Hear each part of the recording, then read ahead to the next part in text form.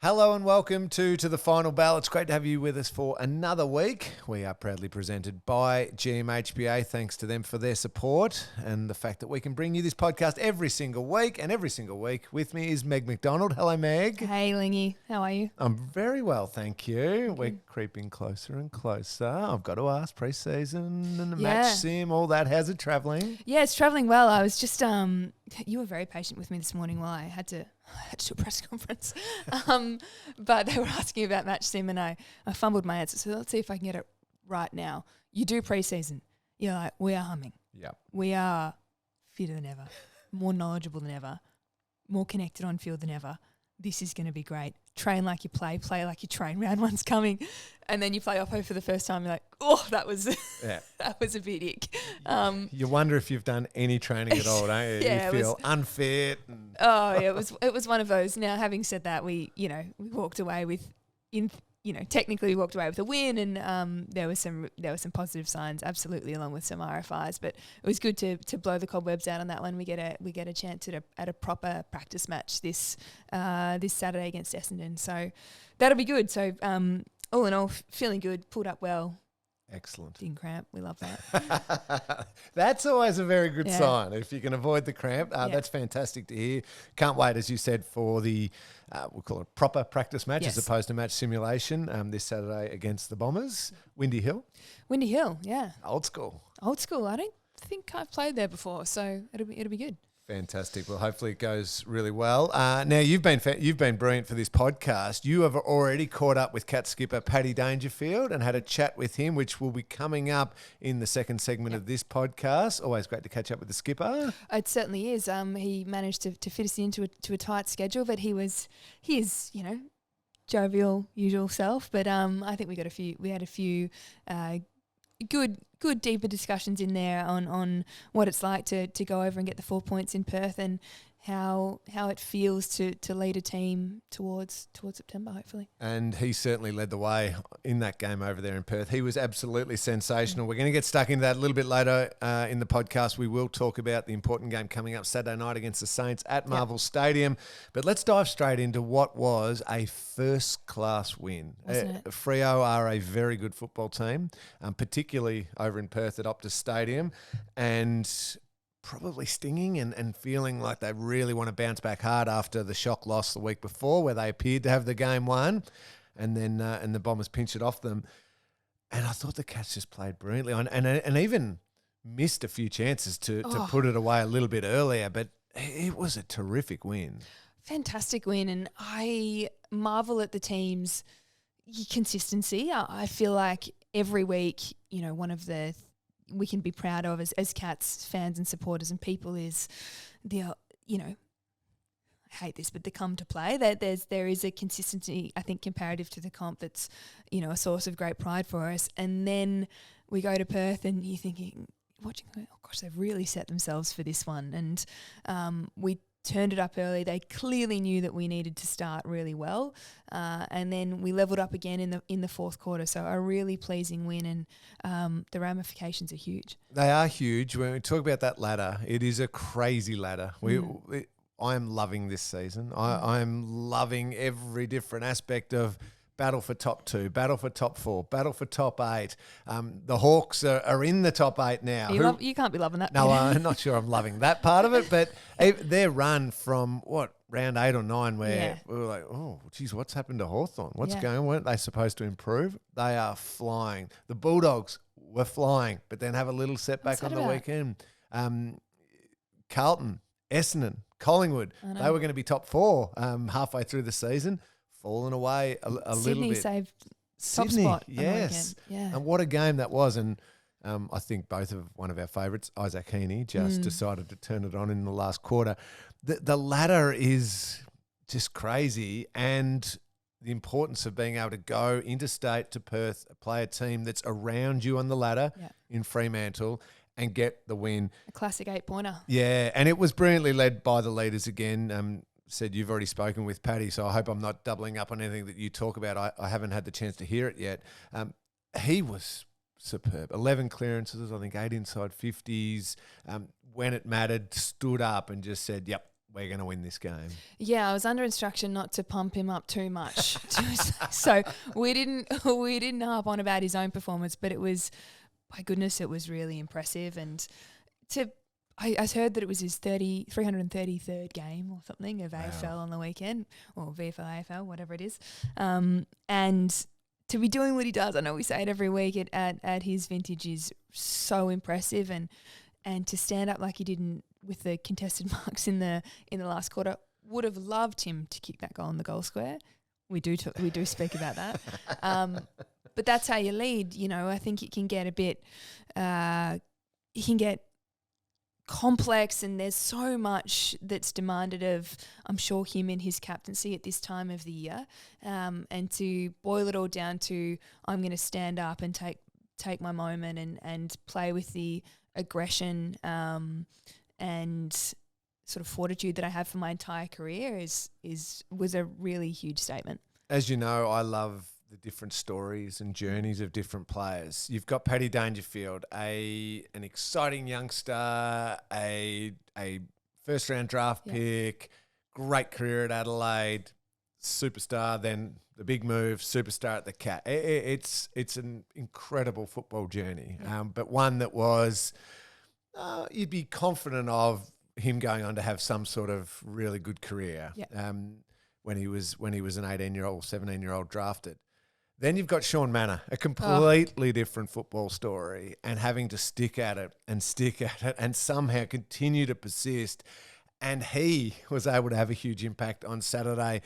And his last month, 5 weeks or so since he's come back into the team, has just been brilliant and so important. And now the way the team works and gels together. I know we've got Tommy Atkins and Tommy Stewart and those different stories as well. I just continue to love those stories and love what Sean Manor's doing. Yeah, it must speak to the way he's been, brought into the program but also who he was before he comes in. We always speak about that, don't we? It's not a footy club being whatever word Chris Scott uses, but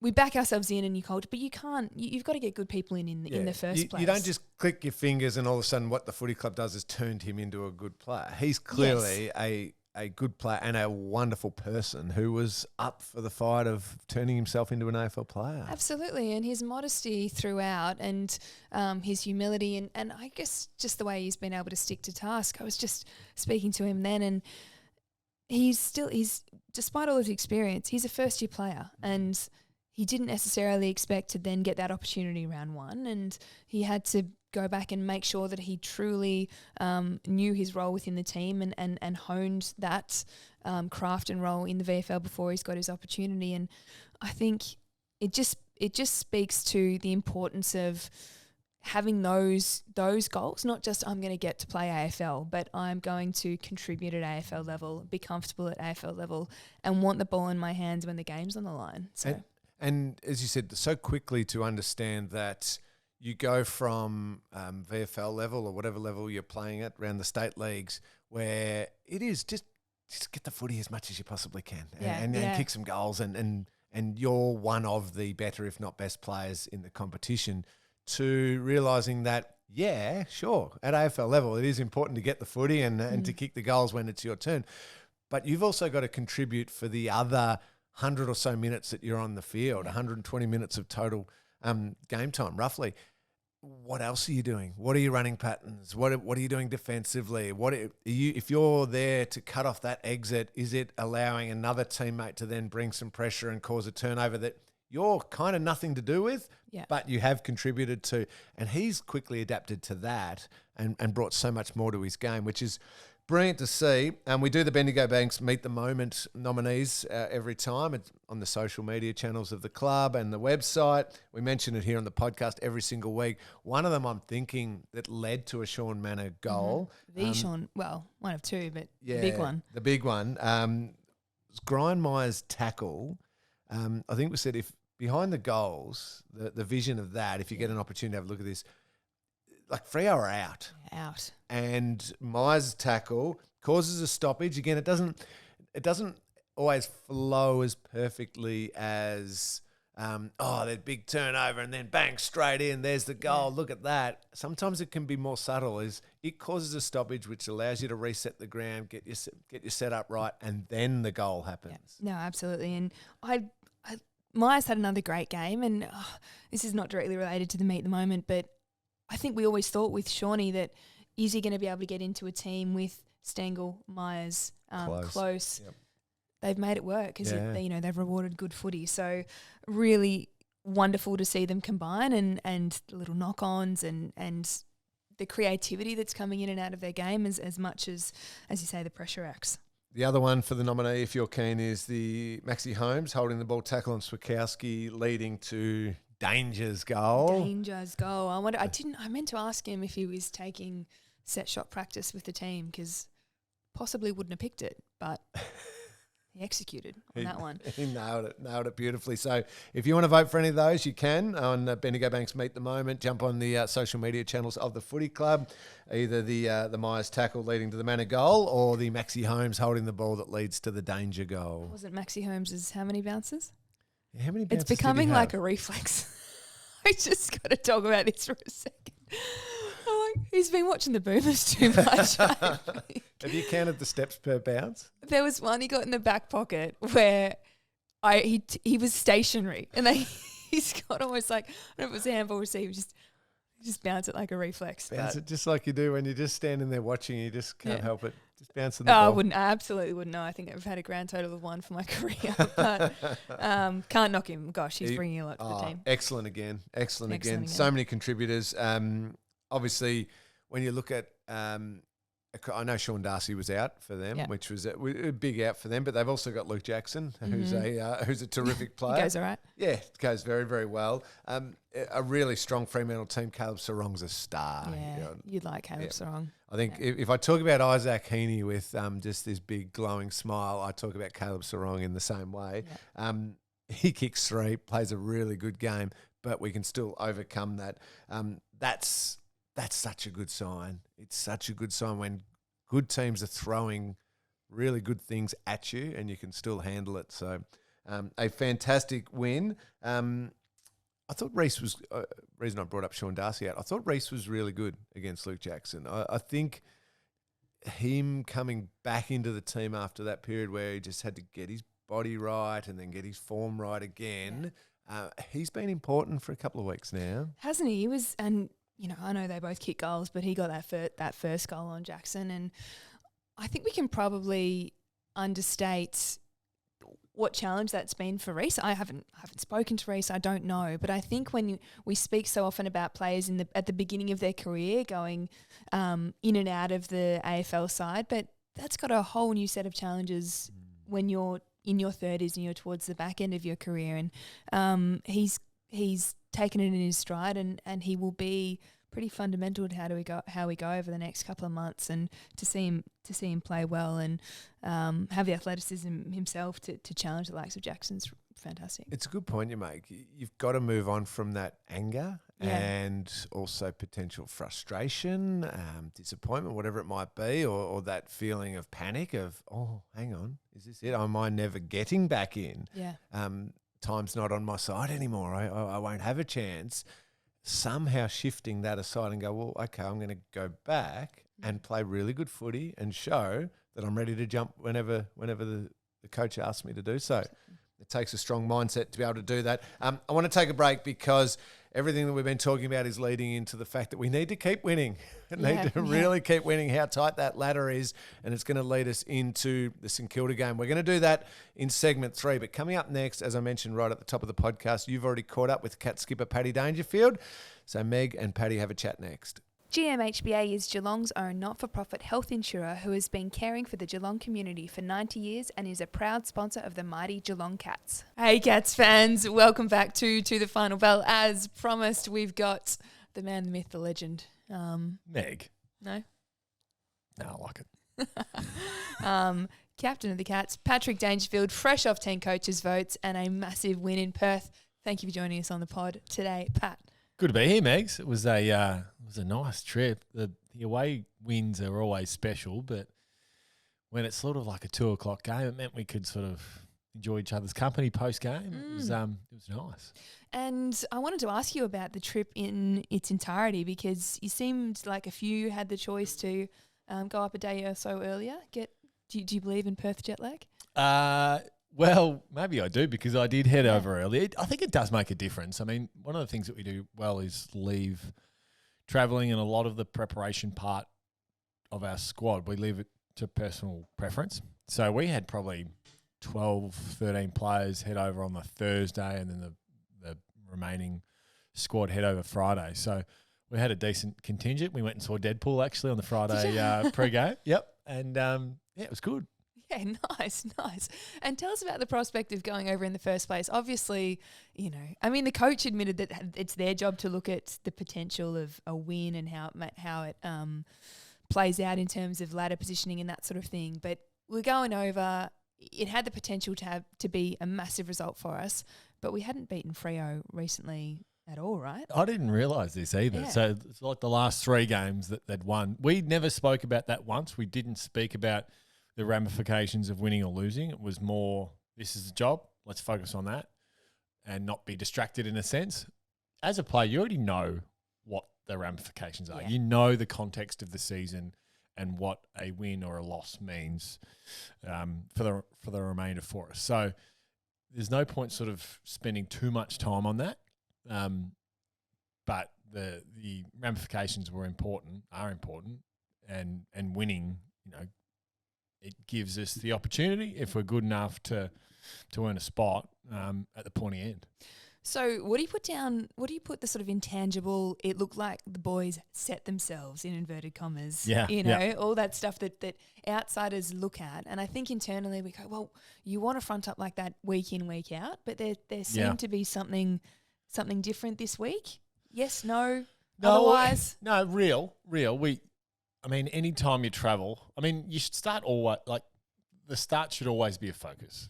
But it's almost like you double down on it when you travel, because it's like you want to shut the crowd out. It was a decent sized crowd. It was terrific in that sense. So it's like, all right, we need to start well so they don't have the flow of the game early. And we executed that part really well. Now they're a good side, so they're always going to get the momentum at some point. But it does take energy to then get back in the game. So for us to start the way that we did was important. And then, it's a bit of an arm wrestle throughout the game. Obviously, I think we're 3 or 4 points down going into the last quarter, but we still felt like we were playing good footy. There was just parts of our game that they were marking the ball a lot, weren't necessarily penetrating and going hard forward, but they were owning the ball. So we had some areas we needed to tidy up on, but we eventually did that. Yeah, and I wanted to ask you about 3/4 time. So we talk a little bit about, I wonder what Scotty's like, because he seems, he's renowned for being so level-headed and win, loss, come Monday and it's all the same, et cetera, et cetera. But I'm also like, I would love to be in a 3/4 time address. But tell me, is it just BAU standard? Because, again, not to ask the same question twice, but start of the 4th quarter, the pressure was right up again. It was. And sometimes, I'll rewatch a game and you look at the vision and you think, geez, Chris Scott must be going off. Yeah, he just never is. Yeah. Never. In my entire career at the Cats, one time he got fiery. And it was in the context of coaches that I've had throughout my careers, it was not fiery. Yeah. And that was Essendon in 2017. I can remember it. That's how, how many times he's gone off the tree. It just doesn't. So he was calm, but really focused, and we knew what it meant. And it was like it was pointed to an extent of, this is what we're going after. Now let's go and take it. And the guys were up for it. It was a great vibe throughout the game. Shawnee Manor was terrific. He's having an excellent little patch at the moment. Jez playing in 250. That stuff means something, and I think it's important to not overplay it, but not underdo it either. With 250 games is a lot of footy, and he's been such an integral part of our team and was a huge reason that we were able to win in 2022. So it was nice to do it for Jez. Yeah, before we get to the sort of match-winning moments that you're referring to, I wanted to ask, I do my best on this pod to just really get around the back line, as I Gliding wouldn't know myself. too much. I've seen them down there. I just haven't spent a lot of time down there, Megs. Well, from afar then, as you're transitioning, can you talk to me about, I just want to ask about two. I want to ask about Jake Kolodjasny. Yep. Having a great season, and Jack Henry, because he's sort of leveled up, and we've probably to a degree robbed them a little bit of one Tom Stewart in recent weeks. But no worries, because we've got some other stars down there. Yeah, and those two in particular were terrific. Some really important marks late in games. Like some of Jack's marks out of position were just terrific. They're both in really good form and going, I suppose, a little bit smaller without DK down there, but then Blitz is able to roll back. I mean, it speaks to the incredible versatility that he has. But those two have been fantastic. Zach Guthrie's season, holistically, I think, has been brilliant. So, so much of what we want to achieve is built on the back of defense, pressing the game, squeezing in our forward half, and keeping the integrity in our defense. And Collar, Jack, and Blitz led that really well as the keys, and then the smalls around them have been important as well. So Tom's obviously spending more time in the midfield. He rolls back at different stages when he feels like the game sort of needs it. But those guys have been outstanding for us. Speaking about rolling when the game needs it, we saw you take a couple of big grabs and convert one of them. Convert one of them. Convert one. The other was a point, but that's all right. Maybe we need to speak we to needed Laura those Kane 30 and review seconds. that. Yep, we need those 30 seconds. Sorry, that was it was a point. It was a point. Yeah, Laura. From my home in Geelong, it was a point. Wasn't that hard to see? Important point would have been 6 points. I know it would have been. Tell us about setting yourself for those moments, and do you honestly consider that part of your leadership to? I think stand up. I think the game is about moments, and I miss plenty of them in terms of not getting certain parts right. But I think good leaders and good players just look for the next opportunity. So as disappointed as it is when you run into an open goal, you miss the goal, or you kick a ball out in the full, it's like the game doesn't wait for anyone. So get over it and just look for the next opportunity to impact the play, to impact our team. So that's sort of that's always sort of been my mantra as a player, that doesn't win. Yeah. It's one of my favourite Neil Craig sayings. Yeah. And it's true, because you can't spend too much time in disappointment because the game waits for no one. So, it was just when the moment's there, look for the next one. And it was nice to take that mark and kick a set shot. And then Sean obviously intercepts a great Ollie Henry tackle, and he takes his moment. The game is about moments when it's close, obviously, which the game was. So we're able to to take those opportunities. Tom Stewart marks that ball where they have a real crack in the last sort of minute and a half, and he intercepts the ball. You just kill 15 seconds immediately, and we're able to sort of really control the game from there. Yeah, absolutely. Just for the record, I hope he's okay with me taking this public, but a certain very senior member of our organisation, perhaps the most senior, was happy that you didn't bend over to pick that ball up. Well, that was a little bit of it. Integrity. I did say to Jez, any danger of just hitting me on the full. And he's like, I'm like, I know what you were doing. You were half having a shot at goal, half passing it. I'll remember that, Jez. Yeah. All right, we're going to wrap up soon, but you spoke about Shawnee Manor taking his moment. There's nothing I love more than a running finger out celebration. Yep. It's one of the best. Yep. But as we look forward to the next month and a half, 2 months, hopefully there's big things in our future. But I'm curious, how different does this team look to the one you might have expected, at the start of the year? Because we've had a lot of change, but it seems to have invigorated us in a really exciting way.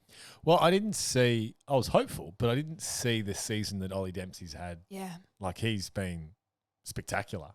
He's really owned that wing position. He's terrific overhead. He's kicking goals almost every week. So, in my wildest dreams, perhaps this season. Yeah. But he's delivered in spades.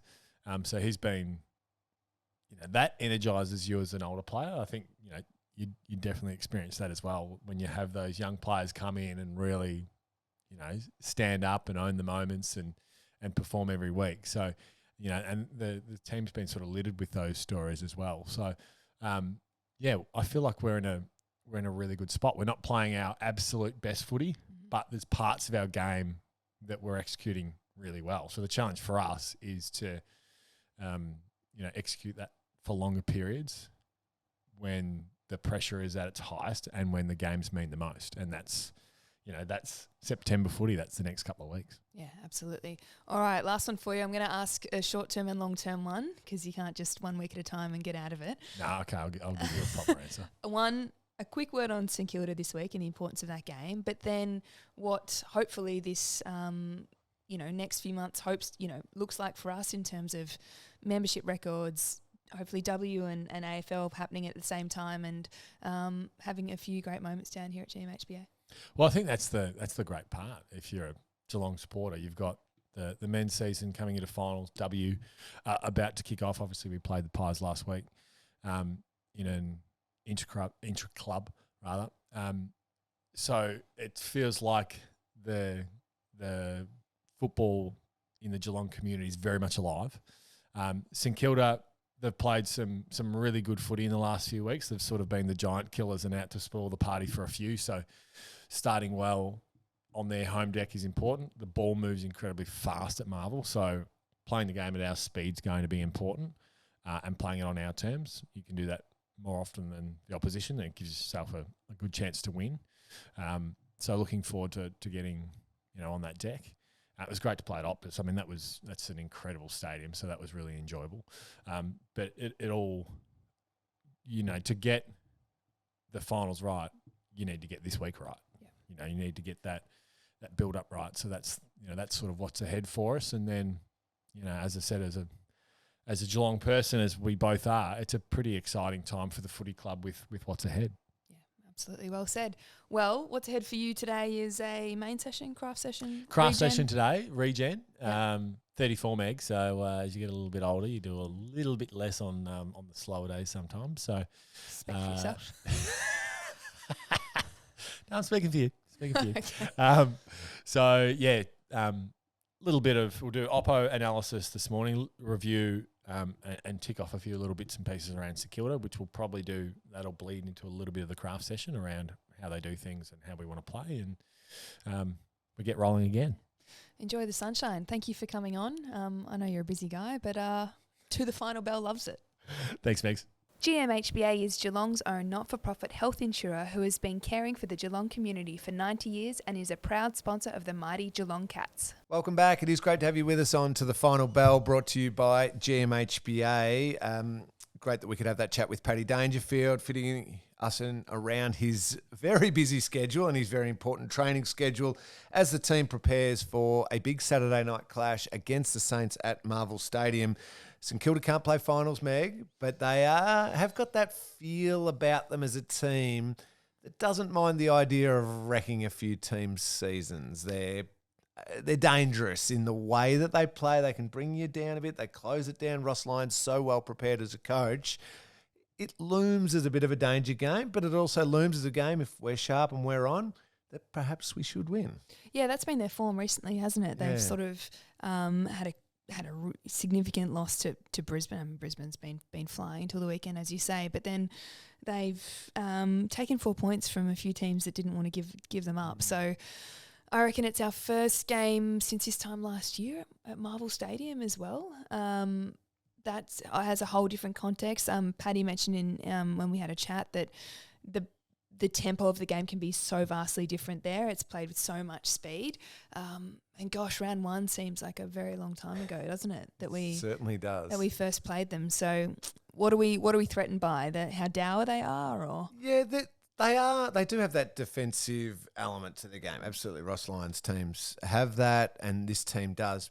But I think they're being allowed to open up a little bit when the game's getting on the way Ross wants it to look. Yeah. He's encouraging a few of his players, Wanganeen Miller, Jack Sinclair, these types of players, to run, to use it, to be braver with their ball use. So there's a bit more of a scoring element to it. I don't Now, I don't know if he comes into a game thinking, oh, hang on, this team's considerably better on form. It's fair to say that. So, therefore, we'll try and make it a 68 to 60 game. I think they don't mind scoring a little bit, and I don't think it's as dour later in this season as what we necessarily picture with St Kilda. So there's certain players you've got to be cautious of. They can catch you up. Wanganeen Miller is one of the best kicks in the game. Jackson Clare's hit back to his form. There'll be enough dangerous players in that Saints lineup that just got to be a little bit careful. Yeah, it would seem that if we bring the classic, I mean, footy's a simple game, et cetera, but the same physicality and contested work that we did on the weekend and pressure, hopefully that counters that, and then we can, you'd hope, overwhelm a team like that. But if they've got time and space, they'll slice and dice. So that's a really good point you bring up. I think when I've worked at a number of St Kilda games this year, I haven't for a couple of weeks, but whenever a team has sat back and waited thinking, okay, St Kilda are going to bring all this pressure and then we have to handle it, they get themselves in trouble. Yeah, back foot stuff. Yeah, when you're going at them and thinking, okay, we'll hunt them and we'll bring the heat and we'll bring the pressure and we'll get the game on our terms early. Some of their younger players can get a little rattled and they have a turnover or two, and then there's a chance to go flying back through them, and it just puts them right back on the back foot. So I think your point's a brilliant one in that if we bring that heat to them, if we bring the mindset of we're hunting you, I think St Kilda can be gotten on top of pretty early and pretty comfortably. But if you're sitting there waiting for them to do it to you, naturally you're a little bit playing off that back foot. And really, in the context of the season, in how far out we are from potential finals with what's on the line, you shouldn't expect anything other than what we've described, right? It's not a game nor a time of the year to let it come to you. You're sort of trying to enter a mode with September on the horizon of we are taking it up to everyone and we'll play the game on our terms. So hopefully that's what we see from the guys on the weekend. Now, Marvel Stadium, St Kilda, I've got to ask you, I'm sure it's not one of your fondest memories, but round 14, 15 years ago. 2009, yes. 2009. Everyone wants to talk about that game. They all think it's one of the I great don't want to home and absolve away myself games. of responsibility, but Everyone goes on about it's one of the great home and away games ever. Oh, wow, what a game. I hate that game, Meg. I imagine you do.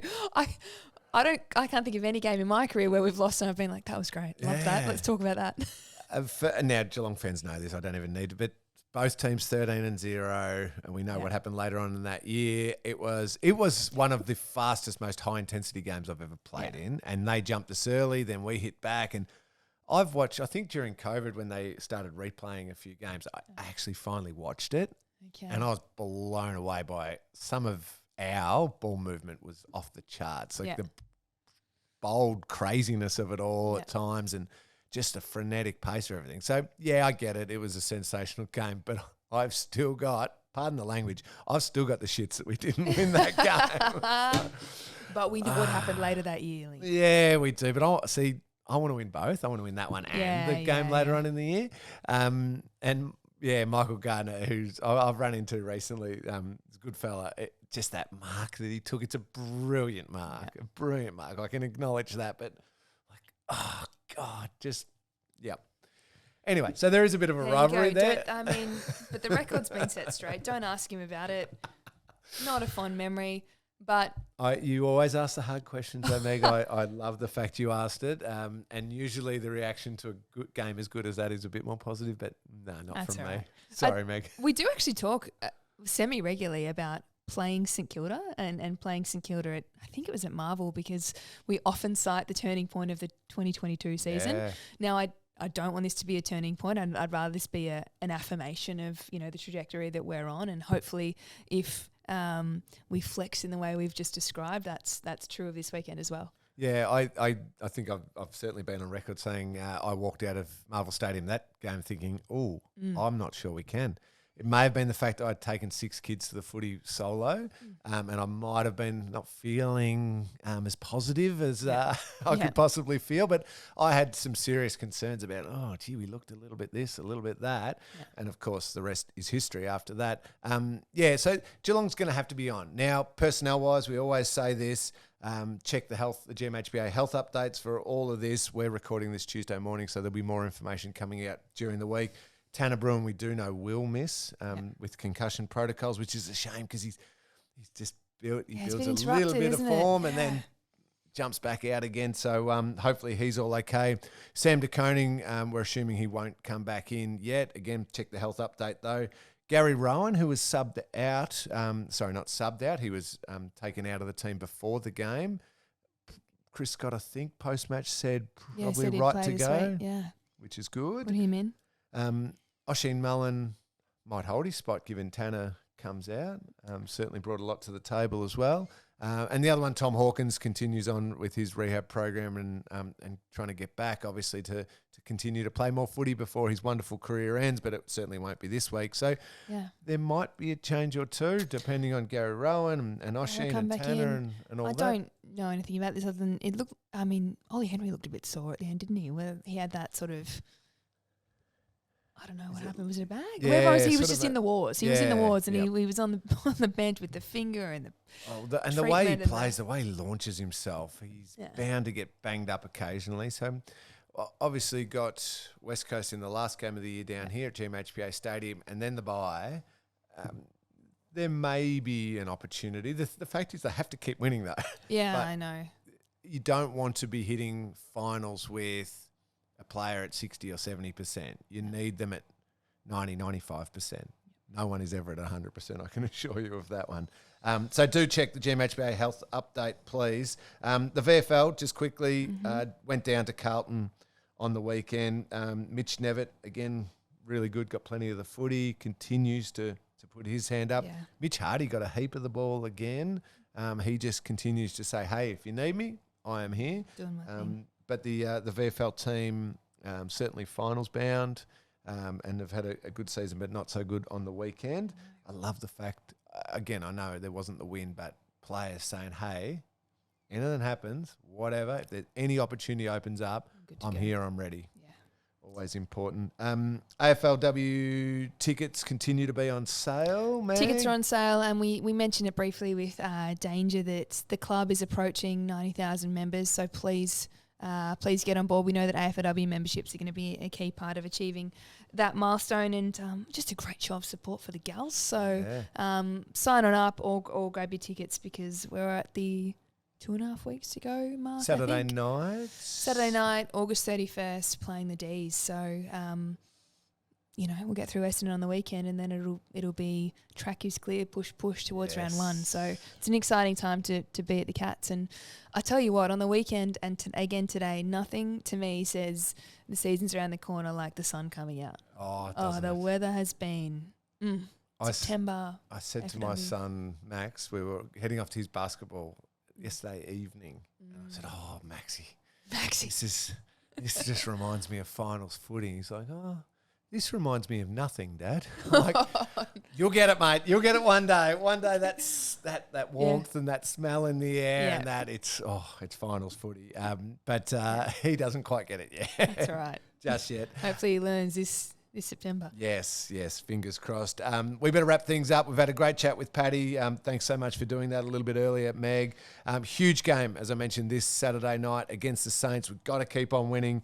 At Marvel Stadium, 7:30. The VFL too, I forgot to mention that one, against Sandy is 12 o'clock on Sunday at Sandringham. So if you feel like a little drive trip up the highway, go and cheer on the VFL Cats. We will be back next week, hopefully talking more things wonderful about the Cats and a great win against the Saints. Meg, good luck with the Pracky match on Saturday, you said? Yep, Saturday. Okay, for people feel like a drive, especially go up to Windy Hill. Windy Hill. What I time? couldn't even tell you. 2? 1? Thank you, it's Jakey. in the afternoon. Jakey, I'm glad you know what's going on. Yeah. Let alone 1 week at a time. I'm 1 hour at a time at the moment. So I just locked on that next session. Good Yeah. work. But no, I hope the Praggy match goes really well. Thank you. I'll see you next week. See you then.